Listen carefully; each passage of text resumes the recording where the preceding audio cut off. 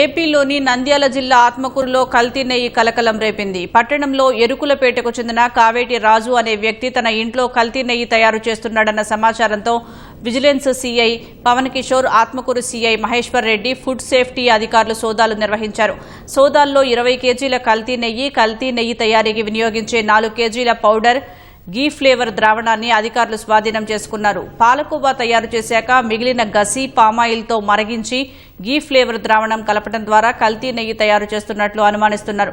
కల్తీ నెయ్యి తయారు చేస్తున్న నిందితుడు రాజును పోలీసులు అదుపులోకి తీసుకున్నారు. నెయ్యి శాంపిల్స్ ను ల్యాబ్స్ కు పంపించి నివేదికల ఆధారంగా తదుపరి చర్యలు తీసుకుంటామని ఫుడ్ సేఫ్టీ అధికారులు తెలిపారు. కల్తీ చర్యల్లో భాగంగా పామలపాడు మండలము బాలాజీ డైరీ, ఆత్మకూరులోని విజయ డైరీని తనిఖీ చేయడం జరిగినది. ఆ తనిఖీలో మేము అందులో అన్ని నార్మల్ గానే వచ్చినాయి. అయినా కూడా అక్కడుండే పాలను నమూనాలను సేకరించి ఇంకా సూక్ష్మమైన పరీక్షల కొరకు మేము చెన్నైకి ల్యాబ్కు పంపుతున్నాము.